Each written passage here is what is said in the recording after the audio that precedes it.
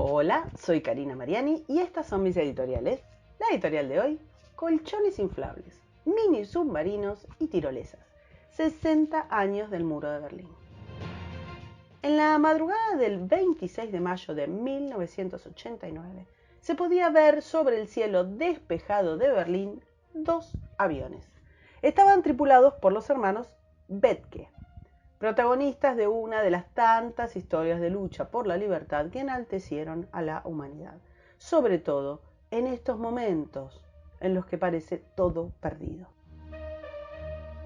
Tenía apenas 7 años Ingo Bethke, la noche del 13 de agosto del año 1961, cuando los oficiales de la República Democrática Alemana empezaron a levantar el muro, al principio bastante precario, con el que tardaron 24 horas en rodear los 155 kilómetros de frontera caliente.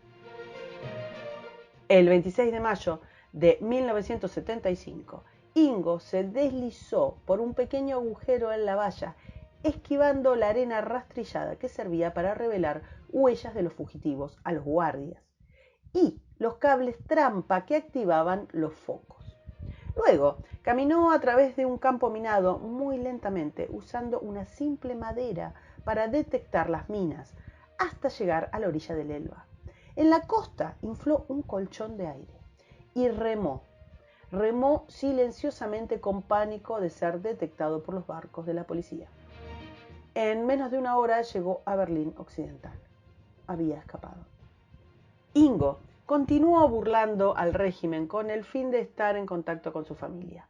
Mensajes encriptados, remitentes falsos y toda clase de artilugios fueron utilizados a lo largo de 8 años, hasta que el 31 de marzo de 1983, su hermano, Holger, pensó otro método de escape: una tirolesa. Holger entrenó durante meses.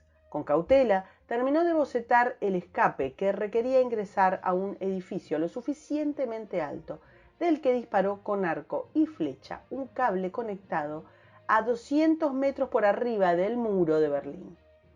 Del lado de la libertad estaba Ingo, que ya había escapado, que conectó ese cable a la parte trasera de su auto, mientras Holger enganchó la otra punta a la chimenea del edificio y se lanzó al vacío con unas improvisadas poleas de madera. Pero el declive cedió, dejándolo colgado en el medio del trayecto. Entonces Holger subió las piernas hacia la cuerda y se arrastró lentamente hasta dejarse caer en el Berlín Occidental. Ya estaba con su hermano. Ingo y Holger nunca olvidaron a su hermano menor, Egbert. Para él idearon un escape más audaz. Durante 5 años ahorraron para comprar 2 ultraligeros, a los que pintaron con estrellas soviéticas, y aprendieron a volar.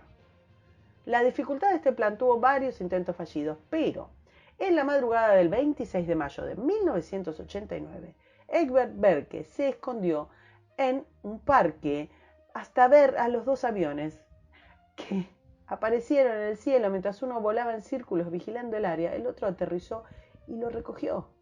Habían pasado 14 años desde la última vez que había visto Egbert a su hermano mayor Ingo, que ahora lo rescataba desde el aire. Media hora después, Ingo, Holger y Egbert se abrazaban en Berlín Occidental.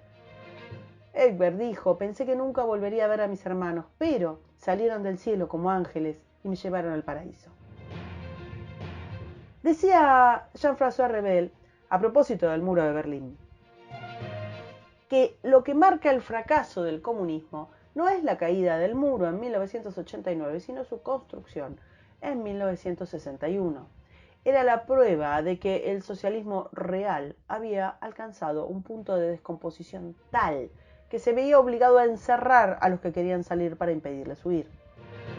Se cumplen en estos días 60 años de la construcción de la pared más infame, a la que los comunistas dieron en llamar muro de contención antifascista, tergiversando una realidad contundente: todo socialismo es una cárcel. Cuando se dividió Berlín, la gente continuó circulando entre la parte oriental y la occidental. A pesar del historial soviético, al principio era cosa de conspiranoicos pensar en la posibilidad de amurallar una parte de la ciudad, y el mundo se negó a ver lo evidente. Los más despiertos comenzaron la sangría que paulatinamente dejó a la RDA sin su población más productiva.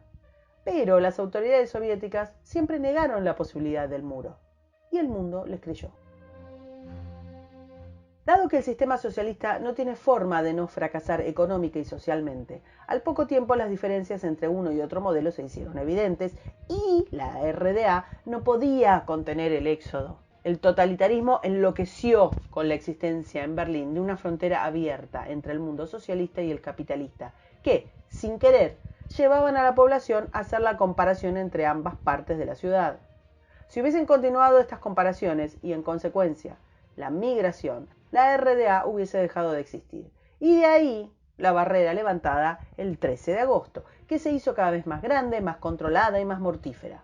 El muro de Berlín tenía kilómetros de cemento, alambre de púa, perros, minas y guardias que disparaban a matar si sus compatriotas querían huir del paraíso. Y con eso y todo, no detuvo la sangría. Los berlineses atrapados hicieron de todo para huir. Heinz Meixer se enamoró de Margaret Thoreau mientras trabajaba en Berlín Oriental, pero no se les permitió casarse y salir del país. Así que alquiló un auto, le quitó el parabrisas y desinfló un poco las ruedas con la medida justa. El 5 de mayo de 1963 cruzó con su permiso de trabajo, buscó a su amada y frente al checkpoint aceleró, haciendo pasar el coche por debajo de la barrera. En 1964, berlineses occidentales cavaron un túnel de 145 metros de largo, 12 metros de profundidad y 70 centímetros de diámetro, que pasaba por debajo del muro, gracias al cual 60 personas lograron huir. Entraban por un baño y salían por una panadería. En 1963, una costurera hizo uniformes soviéticos para sus amigos, que escaparon en auto con ella escondida, luego de semanas de ensayar el saludo al estilo soviético. Utilizando un motor pequeño, un berlinés construyó un mini submarino con el que cruzó a Dinamarca, navegando 25 kilómetros. En enero de 1965, 6 personas se escaparon escondiéndose en el interior de un carrete de madera de esos que se usan para almacenar cables eléctricos de la compañía BEWAG, transportándose en un camión a través del control del checkpoint. Con un globo de aire caliente cocido caseramente, 2 familias se fugaron en 1979 usando por toda instrucción un manual. El trapecista Horst Klein escaló un poste de luz y comenzó a caminar por un cable hasta el Berlín Occidental. Es particularmente famoso el ciclista Harry Seidel como organizador de fugas, ya que durante los primeros 12 meses del levantamiento del muro, Seidel consiguió sacar a Alemania del Este a su mujer, a su hijo y luego a 2 docenas más de personas. El ansia de libertad nos deja muchos más escapes muy bien documentados. Se llegaron a excavar 75 túneles y los que se embarcaban en estas misiones se arriesgaban a la prisión, a la tortura y a la muerte para liberar a sus amigos, a sus familiares y a cualquier persona atrapada del otro lado. 3 décadas después de la construcción, frente al colapso del sistema, una multitud exigió que los guardias fronterizos la dejaran pasar al otro lado del muro. Su destrucción permitió unir a las 2 partes que se habían mantenido separadas durante 30 años. Con cierta lógica, la ola de optimismo recorrió el mundo tras la caída del muro de Berlín. Las 2 ideologías que habían destrozado a Alemania estaban finalmente derrotadas, una en 1945 y la otra en 1989. El símbolo palpable de la tiranía más asesina caía y los oprimidos eran liberados. Las huellas del horror todavía humeaban bajo los escombros de la pared infame, y ante semejante evidencia, ¿cómo podría la humanidad volver a caer en la trampa? Muchos fueron los festejos y recordatorios, año tras año, por la caída del muro. Pero la fecha en la que se erigió, ese momento en el que se levantó el muro de Berlín ante una humanidad impasible, tiene menos prensa. Posiblemente ese sea el error. Mirar solo la caída, la parte del éxito, y no el contexto infame de su construcción, que representa el fracaso. Olvidar ese contexto de fracaso nos expone 60 años después al eterno retorno de la ideología a la que hay que reconocerle sus dotes adaptativas. Las múltiples envases en los que se presenta actualmente el comunismo no deberían distraernos de su objetivo claramente reconocible: el ataque a la libertad, la sumisión colectiva y los individuos cosificados sujetos al poder omnímodo del Estado. El muro, además de una infamia, fue a la postre un experimento gigante. Tomó dos poblaciones idénticas, en idéntico territorio y con idénticas competencias tecnológicas y culturales, y las separó por un par de generaciones, modificando solo el sistema de gobierno. La occidental prosperó y la oriental se hundió en la miseria y la violencia.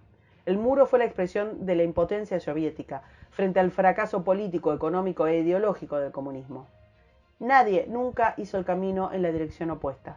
La gente huyó siempre de los infiernos socialistas. Pero, como señala de nuevo Revel, es un deshonor para Occidente que el muro fuera, al fin de cuentas, derribado por las poblaciones sojuzgadas por el comunismo en 1989 y no por las democracias en 1961, cuando hubiera sido tan fácil que ocurriera. Esa es la clave. La fecha que hay que mirar es la de la construcción para entender los escasísimos anticuerpos que tiene la sociedad para defenderse del totalitarismo comunista. Las palabras de Revel suenan lacerantes en la actualidad, donde la sombra se cierne sobre Occidente democrático. Nuevamente, con una extendida complicidad de la intelectualidad, de la política, de la academia y de los medios masivos, la sociedad occidental desconoce la experiencia y los valores que triunfaron tras el colapso del comunismo, en lo que parece un suicidio colectivo. Hoy, el modelo social más justo, más libre y más próspero de la historia está siendo cuestionado por quienes veneran el fracaso asesino. Los que perdieron se están vengando. Decía Revel que luego de la caída del muro existió una poderosa contraofensiva de la vieja izquierda, con el fin de borrar e invertir las conclusiones de la implosión del Imperio Soviético. Para el genial francés, esta contraofensiva buscaba reeditar la utopía. Es bien interesante lo que plantea, ya que, según explica Revel, la utopía no está sujeta a ningún resultado obligado, dado que su única función es permitir a sus adeptos condenar lo que existe en nombre de lo que no existe. Con meridiana claridad, Revel describe con décadas de antelación lo que está ocurriendo poco más de medio siglo después. Los cultores de la ideología, por lejos la más asesina y fracasada de la historia, vuelven a la escena política, a criticar al sistema que sacó adelante a la humanidad y que le dio confort y amplió su expectativa de vida. Todo les parece mal. La cultura es opresiva, la tecnología es mala para el planeta, las artes atentan contra la sensibilidad de las minorías, el amor estigmatiza, el humor es dañino, la familia es la base de la decadencia y la riqueza es un mal que debe ser controlado y gerenciado por un grupo de expertos iluminados. No hay aspecto constitutivo de la cultura occidental que no tengan en la mira. Antes de la fatídica noche del 13 de agosto de 1961, el mundo era escéptico de que un delirio procaz, como un muro de 155 kilómetros de extensión, pudiera ser posible. Y mucho menos pensaban que ese delirio podría mantener presa a la población por 30 años. El actual escenario internacional, de nuevo, es tolerante y cómplice con una ideología que vuelve a vender la utopía, que periódicamente reclama el colapso capitalista. Ya cansan con la alarma mundial maniquea y de nuevo también proclaman la necesidad urgente de un reinicio social, diseñado y manejado por unos pocos iluminados. Lo explica mejor Revel cuando dice, en el fondo, el reino del comunismo no es de este mundo, y su fracaso aquí, en la Tierra, es imputable al mundo, no a la idea comunista. Se cumplen 60 años de la construcción del muro de Berlín y otra vez sopa. De nuevo lo inimaginable, lo que de ninguna manera iba a pasar, está pasando. De nuevo la circulación es un privilegio, de nuevo la libre expresión está vigilada. De nuevo afloran las vallas y los estados de emergencia. De nuevo los iluminados nos salvan de los riesgos de nuestra propia libertad. Esto ya lo vivimos antes.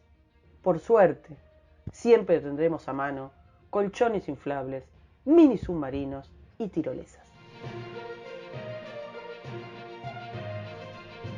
Para escuchar todos los editoriales, suscríbete, me gustealo, compartilo y nos vemos en la próxima. Muchas gracias.